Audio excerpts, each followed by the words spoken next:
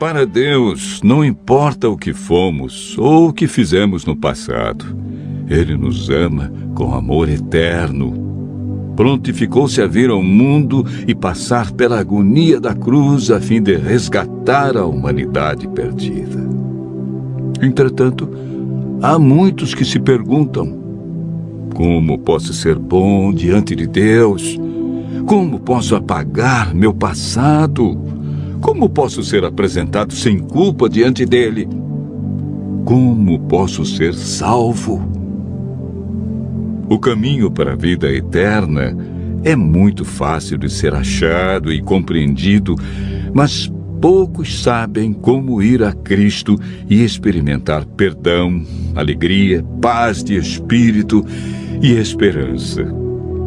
O estudo de hoje mostra a resposta bíblica para uma vida cristã vitoriosa.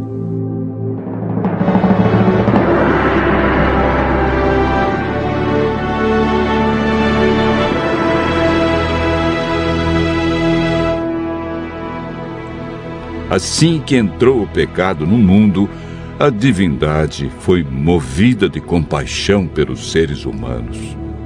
O Pai, o Filho e o Espírito Santo elaboraram um plano de redenção. Cristo se prontificou a deixar as cortes celestes, descer à terra como homem e pagar a pena do pecado e redimir a humanidade. O plano para a salvação do homem não foi um projeto tardio, elaborado posteriormente. Já antes da criação do mundo, Deus viu que o homem poderia errar. Ao pecarem, Adão e Eva perderam sua natureza perfeita. Deus não podia permitir que eles comessem da árvore da vida por mais tempo, pois se comessem de seu fruto, viveriam para sempre e sofreriam constantemente os resultados do pecado. A Bíblia afirma que por um homem entrou o pecado no mundo e pelo pecado a morte. Assim também a morte passou a todos os homens, porque todos pecaram. O salário do pecado é a morte, mas o dom gratuito de Deus é a vida eterna em Cristo Jesus. Romanos, capítulo 5, verso 12 e capítulo 6, verso 23. Após a entrada do pecado, Adão e Eva ouviram a voz do Senhor Deus que andava no jardim pela viração do dia.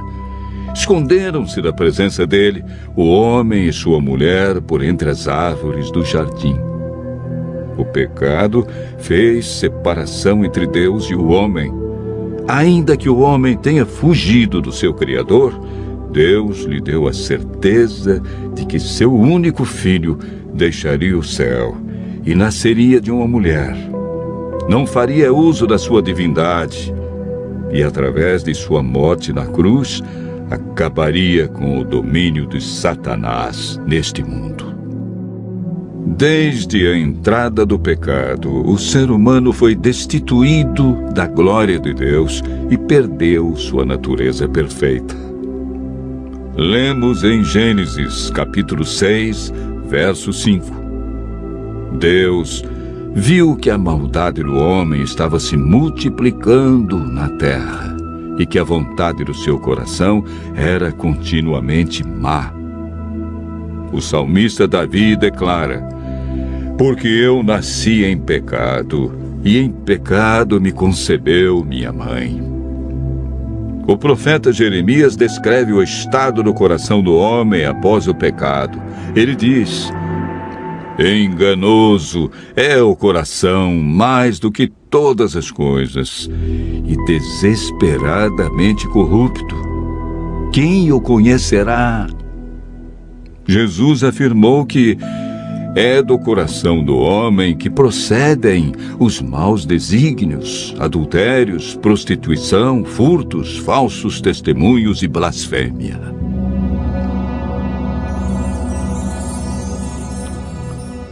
1 Coríntios 2, verso 14, afirma que o homem natural não aceita as coisas de Deus porque lhe parecem loucura.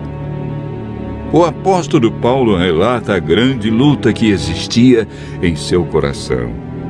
Ele declarou: porque eu sei que em mim, isto é, na minha carne, não habita bem nenhum, pois o querer o bem está em mim, não, porém, o efetuá-lo, porque nem mesmo compreendo o meu próprio modo de agir, pois não faço o bem que prefiro, mas o mal que não quero, esse faço.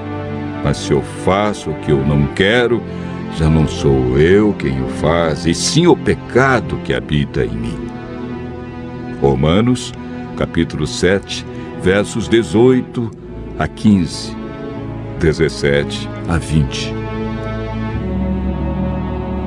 Jesus é o Cordeiro de Deus que foi morto desde a fundação do mundo. O profeta Isaías declara: ele foi humilhado, mas não abriu a sua boca. Como cordeiro foi levado ao matadouro, e como ovelha muda perante os seus tosqueadores, ele não abriu a sua boca. Isaías 53, verso 7. A Bíblia afirma que naturalmente o homem é escravo do pecado. É por meio do Espírito Santo que somos transformados em novas criaturas. 1 Samuel 10, verso 6, afirma: então descerá sobre ti o Espírito Santo, e serás mudado em outro homem. O Espírito Santo nos convence do pecado, da justiça e juízo. Ele nos guia ao conhecimento da verdade e implanta os princípios da lei de Deus no coração.